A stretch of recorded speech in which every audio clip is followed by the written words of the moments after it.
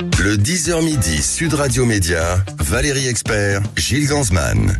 Bonjour à toutes et à tous et bonjour Gilles. Bonjour Valérie. Alors, on reçoit une star aujourd'hui. Une star, une énorme star. Brigitte Lecordier. Alors son nom ne vous dit peut-être pas grand-chose, mais sa voix, oui. Peut-être que vous pourriez nous faire une de vos voix.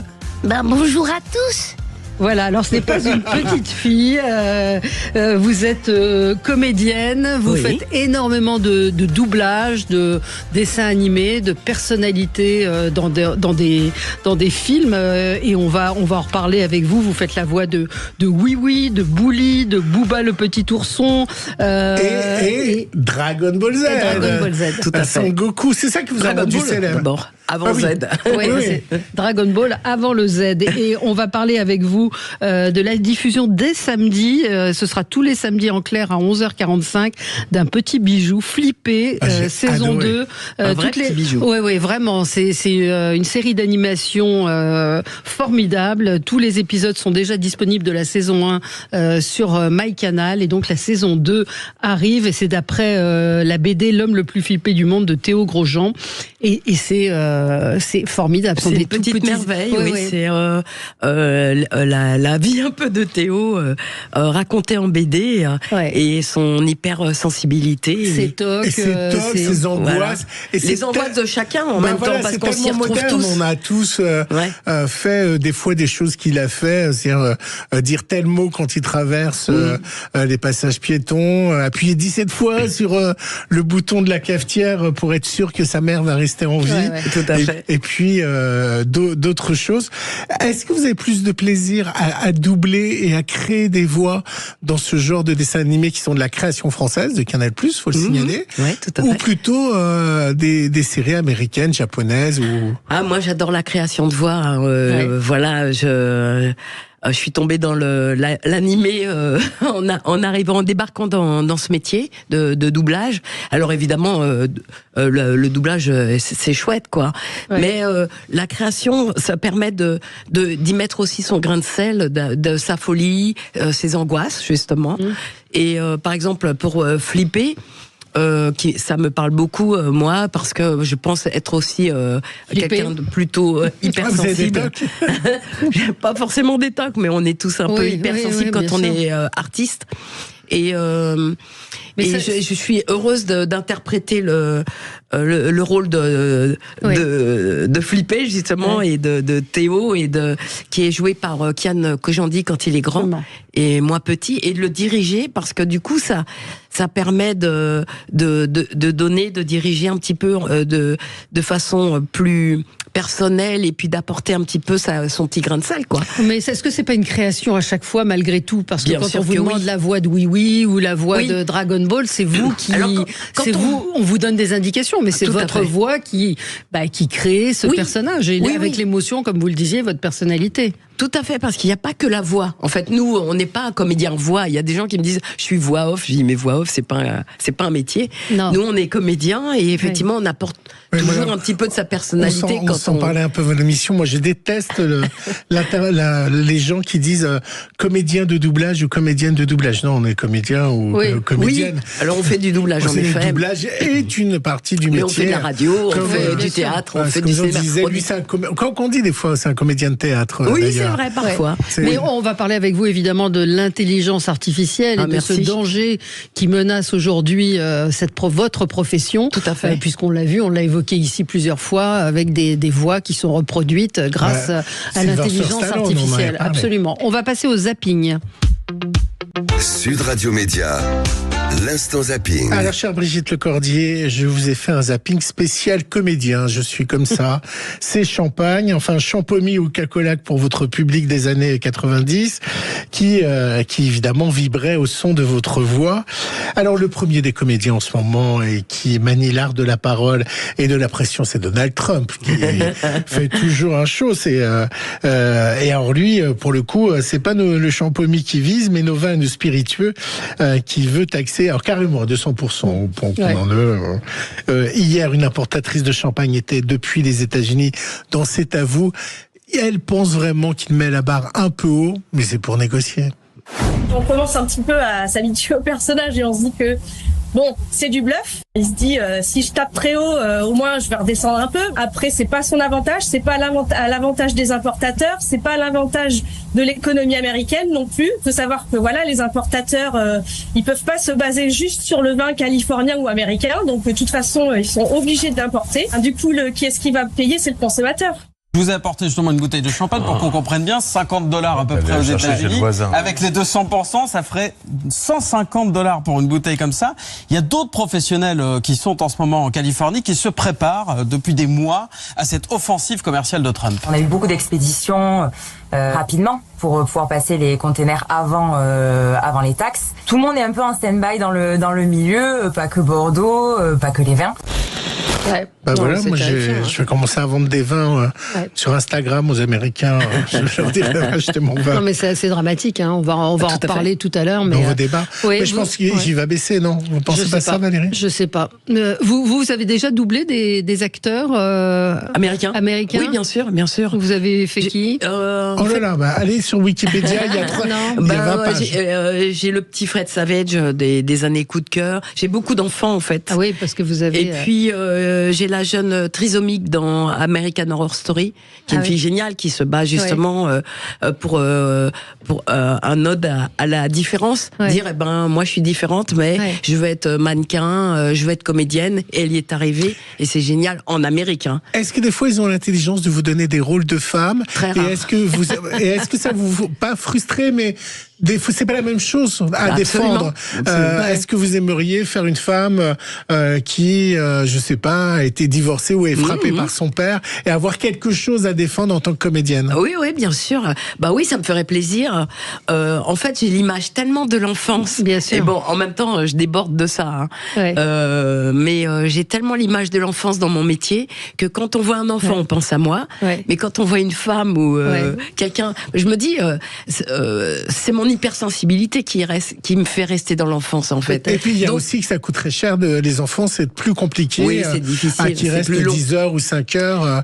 Et je me dis, du coup on pourrait me faire confiance sur une fille un peu pas l'autre, on pourrait vous proposer absolument. Camille nous dit bonjour, je ne savais pas pour Bouli au Noël dernier, j'ai offert une peluche Bouli vintage à un de mes frères qui aimait ce dessin animé. Et donc voilà, on va reparler de tout ça avec vous. Hier, l'agent des stars Dominique Besnéard, je vous ai dit, que comédien, était en audition à la commission de l'Assemblée nationale qui enquête sur les violences sexuelles dans le monde du cinéma. Présidée par une Sandrine commission Rousseau. présidée par Sandrine Rousseau. Confrontation musclée. Quand vous avez des propos dénigrants sur les personnes qui parlent, eh bien derrière vous envoyez un message à l'ensemble. Mais c'est quoi les propos dénigrants? Dites-moi, vous racontez des histoires que vous voyez dans la presse. Moi d'abord j'ai pas de tweet et des choses que j'ai dites à une époque quand Gérard Depardieu, c'est il y a combien d'années? Il y a un moment donné, ça va. Non mais là vous venez parler. Si c'est mon exemple, procès, je me taille tout de suite. Mais déjà vous êtes dans une commission d'enquête. Non mais une commission d'enquête, on a l'impression que vous voulez me faire dire quoi? Non, mais Gérard Depardieu, je ne dois pas dire que je l'ai apprécié à une époque. Non. William VI, qu'est-ce que vous voulez savoir? Mais la question, en plus, vous avez le droit encore de l'apprécier. Et j'ai le droit d'avoir mon opinion. Absolument. Vous n'êtes pas là pour me faire la morale. Je suis désolé, madame. Absolument. Et vous arrêtez de faire la morale à tout le monde. Est-ce que je peux vous poser une question, monsieur? Comment ça bien faire? Je peux vous poser une question, monsieur Besnéard, en tant que présidente de cette commission? Oui. Merci. Donc, vous venez de dire de Charlotte Arnoult que... Mais Charlotte Arnoult, je sais même pas qui c'est. Très bien. Alors. Très bien. Qu'est-ce que vous pensez de tout ce qui s'est passé et qu'est-ce que vous pensez de la position de Dominique Besnéard qui a aussi dit, je pouvais passer tout l'extrême et ce matin ça a été passé dans le journal de Jean-Jacques Bourdin, une actrice ça ne négocie pas ses contrats dans une chambre d'hôtel. C'est compliqué d'avoir une opinion là-dessus, mais là où je comprends Dominique, c'est que effectivement, c'est un amoureux des acteurs. Comédiens, des acteurs. Donc on peut pas prendre les propos qu'il a donnés il y a 10 ans, 15 ans, 20 ans aujourd'hui, c'est clair. Après, effectivement, notre métier, il est saturé de mauvaises personnes et de gens qui essayent de profiter de leur position avec les jeunes comédiens, comédiennes, etc. Bon, ça, c'est à bannir. Aujourd'hui, il y a les organismes en fait qui s'occupent des comédiens et même le CNC vraiment favorise aussi la parole par rapport à tout ça. Et je trouve que c'est bien. Ce qui est bien, c'est que la parole aujourd'hui, elle circule. Voilà. Ouais, donc on peut en parler, on peut dire je suis pas d'accord. Mais il y aura toujours cette pression, elle existera toujours. Hein. Absolument. Dans C'est à vous, le comédien Lucien Jean-Baptiste, c'est de la faute de Montréal. Oui, parce que j'ai écrit Jean-Baptiste, il m'a dit c'est Lucien Jean-Baptiste, donc je l'ai rajouté au stylo. Et évidemment, que je n'arrive pas à me relire.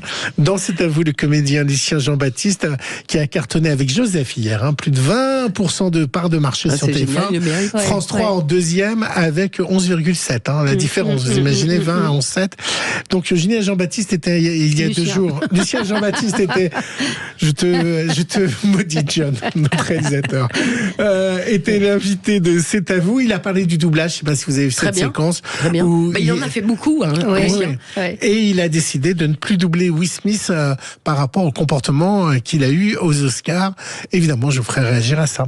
Oui, j'ai doublé Will Smith, mais je ne le doublerai plus jamais. Ah, quoi? Oh, quel comportement d'abruti. Non, faut pas faire ça. Je double Chris Rock. Et c'est pathétique de faire ça. Vous savez, c'est quand même des symboles, ces mecs-là. Will Smith, c'est un symbole. Et autant de violence montrée comme ça en grand public, parce que Chris Rock avait fait une blague très déplacée sur les mais tu pas comme ça, pas. Pourquoi cette violence? Non, j'ai trouvé ça vraiment regrettable. Et je veux garder ma voix pour des gens qui le méritent, entre guillemets. Alors moi je trouve ça bien, mais d'un autre côté il peut se le permettre parce qu'il est connu, parce qu'il fait des films, parce qu'il fait un tas de choses. Une comédienne de doublage qui ne voudrait plus doubler une actrice parce qu'elle a eu un comportement qui ne lui plaît pas, il y a un moment, faut bien qu'elle aille aussi manger. Donc je trouve que c'est facile d'avoir cette position-là quand... Non, vous trouvez pas? Moi, je pense qu'on peut avoir une éthique aussi et réfléchir en se disant, il y a des gens que j'ai pas envie de défendre. Tu mangeras un peu moins de beefsteak, mais c'est pas très grave non plus. C'est la morale, Gilles, dont on parle souvent entre nous. C'est la morale et l'éthique. Tu sais, tu connais pas toujours les gens que tu doubles. Non, c'est vrai. Oui, à partir du moment où c'est public, on peut se dire, j'ai pas envie de doubler une personne. Et puis surtout, Lucien, tu vois, il a une image. Il a une notoriété, donc il peut pas faire n'importe quoi. Moi, aujourd'hui, je me permettrais pas de faire n'importe quoi et de défendre n'importe quel personnage. Il y a des comédiennes que vous décideriez de ne pas doubler si... non, je pense pas. Aujourd'hui, j'en vois pas. Non, mais si dans la vie réelle, elles avaient un comportement qui ne correspondait pas à votre morale... oui, je pense, ouais, je pense que c'est important. C'est important d'avoir une position claire par rapport à soi-même, à ses propres idées, quoi, et à ses propres valeurs. J'ai pas fait Dragon Ball pour rien. Je défends des valeurs. Voilà. Et ben justement. Oui. Je crois qu'il y avait une question d'auditeur. Justement, puisqu'on parle de Dragon Ball, je finis toujours en musique et j'ai décidé de mettre le générique original de Dragon Ball. Super. Allez-y. Vous le connaissez? Je connais juste Charla et Tchala.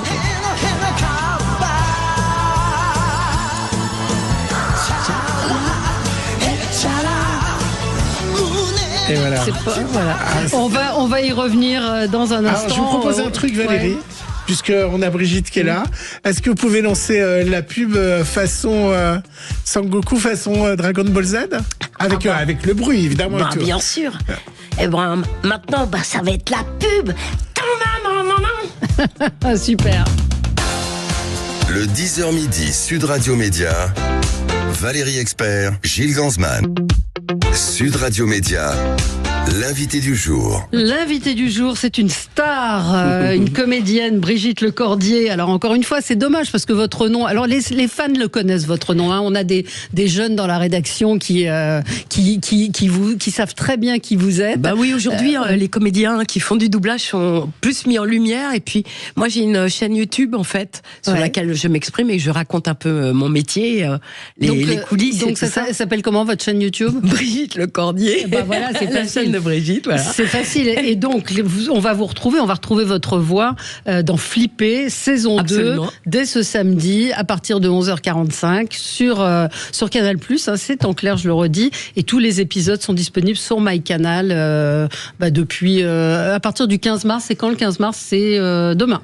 Voilà. Exactement. Et Flipper, c'est un personnage qui se pose beaucoup de questions. On l'écoute. Et au fait, Théo, on peut se rejoindre dans la cuisine, s'il te plaît? Faut que je te parle d'un truc. Ouais, j'arrive. Faut que je te parle d'un truc. Ça sent pas bon, ça. Réfléchis, il y a forcément un moment où t'as dû le contrarier involontairement. Non mais j'ai lu que les climatiseurs sont une cause directe du réchauffement climatique. Plus il fait chaud, et plus les gens en utilisent. Et plus les gens en utilisent, et plus il fait chaud. C'est un cercle vicieux, faut arrêter d'en acheter. Il sait que j'ai un climatiseur. Il m'accuse volontairement d'être l'unique responsable du réchauffement climatique. Je le déteste, et je vais bien lui dire à ma prochaine soirée. Oh, j'espère qu'il a pas vraiment de climatiseur. J'en ai pas vu depuis tout à l'heure. Mais il l'a peut-être caché pour que je me rappelle pas et me tomber dessus par surprise. Alors là, vous avez entendu la voix de Christophe Lemoine en plus de celle de Kian. Mais c'est incroyable. C'est un personnage incroyable et d'une modernité folle, vraiment flippé. Oui, il nous parle tous en fait. On a tous eu ces espèces d'angoisses comme ça. Alors lui, il va au bout du bout. Hein. Et je pense que Théo Grosjean est un peu comme ça, flippé jusqu'au bout. Mais c'est tellement subtil, c'est tellement fin dans l'écriture, même dans le dessin. C'est ce que j'allais vous dire. Le dessin est pur en fait. Il est très simple, mais il exprime vraiment bien ce qu'il a à dire. Et regardez puisqu'on peut aller sur MyCanal, le premier épisode de la saison 2, on voit sa naissance, où depuis sa naissance, c'est très drôle. Il est angoissé et se pose 10 000 questions. C'est vraiment fabuleux. Oui, c'est un petit bijou vraiment d'animation, de subtilité, vraiment c'est rare aujourd'hui d'avoir en plus des séries pour adultes. Oui. Enfin, je sais pas si c'est rare. Bien sûr. Oui, on n'a pas beaucoup. Ou alors pour ados adultes, quoi. Genre Petite Mort et tout ça, et puis tous les studios des Bobby Pills et tout ça qui font pour les adultes, mais il y en a pas tant que ça en fait. Alors on a une question sur votre voix. Je serais curieux de savoir la structure de sa voix pour savoir comment elle fait. Est-ce que vous avez été étudié par la science? J'aurais bien aimé. Vous avez vu des ORL? Non, en fait non. Mais je pense que c'est pas une question de voix. Doublage. Vous n'avez pas mis une caméra. Ça serait marrant. Mais je pense que c'est pas une question de voix, c'est une question de mental, je pense. Ouais, ce que vous disiez. Je pense que j'ai oublié de grandir dans tous les sens du terme, en fait. Et pour moi, il est très facile de retourner en enfance. Parce que j'ai eu grandement peur, alors comme Théo, j'ai eu grandement peur des adultes quand j'étais enfant. Je n'aimais pas ce monde d'adultes. Je me disais que jamais... c'est un peu le tambour de... Oui, Et en fait, que jamais je deviendrai adulte, parce que les adultes, c'est tous des menteurs, des lâches. Et vous pensez ça encore aujourd'hui? Ah bah bien sûr, je ne serai jamais adulte. Et votre voix, parce que vous arrivez à la moduler, à faire des voix très très différentes. Oui, c'est vrai, mais parce que des fois ça fait un petit peu peur le monde, et du coup, je suis un peu comme Théo, quoi. J'ai un petit peu peur. Par exemple, toi, je vais à la radio et ça fait peur de répondre dans un micro, quoi. Et du coup, c'est facile de redevenir petit. Et Dragon Ball? En fait, Son Goku, toi, quand il réfléchit, lui, c'est un petit peu plus pour défendre le monde, quoi, pour se dire que, finalement, le monde sera aux enfants et pas aux adultes. Alors, Son Goku, Dragon Ball a été un succès monumental et tellement incroyable que la télévision japonaise, dans 82, est venue vous voir. Vous vous souvenez de ce moment-là? 89, où ils sont venus vous voir. Et ensuite, en fait, on va entendre les Japonais qui regardent le reportage des Français qui doublent, ils sont morts de rire. さて、悟空はどなたがやってらっしゃるんでしょうか。今日ドラゴンボールのスタジオですけどね。Qui est, s'il vous plaît, Goku? Voilà. C'est moi. Ah, on a votre nom? Brigitte Lecordier. En voix de Goku, s'il vous plaît. Je m'appelle Brigitte Lecordier. これが悟空の声ですね。C'est génial, ce que c'est avec sa barbe et tout ça. 亀仙人ですね。はい、merci. Céline Montserrat. C'est ma voix normale, du mal. Oui, belle messe, voilà. Ou pas. Bonjour, Stéphanie Murin. Voilà. Avec une petite voix comme ça. Au long. C'était un moment magique, en fait. Incroyable. Les Japonais, voyant qu'il y avait un tel succès en France par rapport à Dragon Ball, cet animé que personne ne connaissait, pensaient que c'était grâce à ma voix, en fait, s'il y avait un tel engouement. C'est parce qu'ils ont un grand respect des seiyuu. Ce qu'ils appellent les seiyuu, c'est les gens qui donnent leur voix à des personnages de dessins animés. Et du coup, ils m'ont invité là-bas, mais entre-temps, ils sont venus me filmer en France et voir toute l'équipe, comment on travaillait, etc. Donc, ils ont découvert notre fameuse bande rythmo. Ah oui. Qui est le texte qui défile sous l'écran pour nos éditeurs. Parce que eux, en fait, quand ils doublent, en fait, ils font de la création de voix, justement, un petit peu comme on a fait sur Flippé. C'est-à-dire ils ont les textes écrits. Ils n'ont pas l'image. Et les dessins sont faits après. Et les dessins sont faits après. Donc, avec mon homologue japonaise, Masako Nozawa, on a pu faire le premier épisode de Dragon Ball Z ensemble, où moi je jouais Gohan et elle jouait Goku adulte. Et c'était un moment magique, quoi. Vous vous souvenez du premier épisode de Dragon Ball? Ah oui, bien sûr. Qu'est-ce que vous étiez tous les deux, vous vous souvenez de ce qui se passe dans l'épisode? Alors, je me souviens vaguement que dans le premier épisode, il découvre justement Bulma, il découvre les boules de cristal, et il pense que la boule de cristal, c'est son grand-père. Parce qu'en fait, on lui a parlé de cette boule de cristal. Parlons de l'intelligence artificielle, parce qu'il nous reste avec plaisir. Peu de temps. Donc, c'est un vrai danger, une vraie menace pour votre profession. C'est une vraie menace pour notre profession. Et il est temps de cadrer, de légiférer. Et on a fait tout un collectif de comédiens qui s'appelle Touche pas ma VF. Le badge que vous avez, il est... Tout à fait. On peut le décrire pour les auditeurs? Alors, le badge, c'est Touche pas ma VF avec un micro et on peut l'acheter pour vous soutenir ou pas? On peut pas l'acheter, mais je peux vous en offrir. Et donc, mais est-ce que vous pensez que vous pouvez gagner? Est-ce qu'il peut y avoir quoi? Il faut que ça légifère. Il n'y a pas de gagne. On veut juste qu'il y ait une loi qui cadre. Si vous gagnez, s'il y a une loi, c'est que vous gagnez. Parce qu'aujourd'hui, on nous vole. Il faut se dire que l'intelligence artificielle, c'est du vol. On nous vole nos voix, qui sont un peu partout, que vous avez entendu partout. Et puis, avec ce vol, on peut générer tout ce qu'on veut. Et eux, ils moissonnent tout ce qu'ils trouvent sur tous les réseaux. Et nous, on voudrait que ça s'arrête, qu'on ne puisse pas prendre nos voix sans nos autorisations.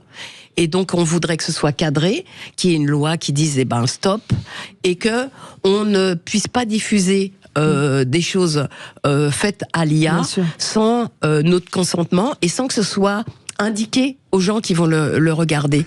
Parce que aujourd'hui, on se rend compte très bien ce que fait l'IA et que c'est moche, c'est encore moche.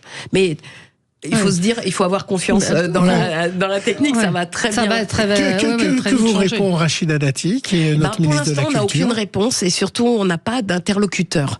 On a fait une pétition qui va atteindre les 200 000 dans très peu de temps. Je crois qu'on en a 180 000 signatures et toujours pas d'interlocuteur. On a fait une vidéo avec ma chaîne YouTube et Touche pas ma VF qui a plus de 19 millions de vues. Donc les gens, le public est derrière nous. Le public ne veut pas de ça. Moi, j'ai vu en convention des jeunes aveugles qui me disent « Mais par pitié, Brigitte, faites en sorte que on vous remplace pas parce que nous, déjà, on voit pas grand-chose, mais là, on verra plus rien. On n'aura plus aucune notion du film. » Parce que eux vous disent qu'ils ressentent bien sûr le fait que c'est artificiel et qu'il n'y a pas l'émotion que vous pouvez mettre. Bien sûr, c'est ça la différence entre un comédien et un robot, c'est que le comédien, lui, il va donner son émotion, son. Oui, par exemple, si je vous dis faites-le plus dans la peur et insistez plus sur la peur, ça on peut pas le dire à une machine. Et vous pouvez faire une peur plus importante ou moins importante. Tout à fait, on s'est modulé, c'est notre métier, on est des comédiens. Et on s'est modulé, on s'est donné des intentions, on sait les travailler, les faire plus ou moins. On a des curseurs internes.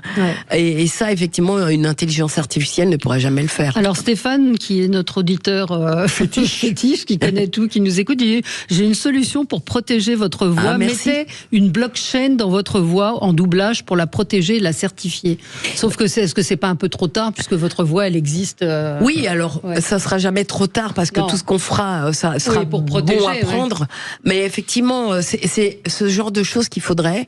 Et puis surtout si on peut pas si c'est hors la loi, parce que c'est quand même hors la loi, hein, on a quand même le RGPD qui protège nos données personnelles, hein, on peut pas utiliser votre image, la voix ma voix m'appartient. Mais justement, il faudrait que les gens qui l'utilisent, et puis là, on est en France, mais on ne sait pas, à l'autre bout du monde, on peut prendre ma voix et l'utiliser n'importe comment. Absolument. Donc, il faut que ce soit pénalement... oui, répréhensible. Qu'il y ait des punitions. Qu'il y ait un cadre, tout simplement. Mais est-ce que vous êtes vraiment entendu dans tout ça? Est-ce que l'argent va pas être plus fort? Et la technologie. Et la technologie. Alors, la technologie sera de toute façon plus forte, mais l'argent, c'est un truc...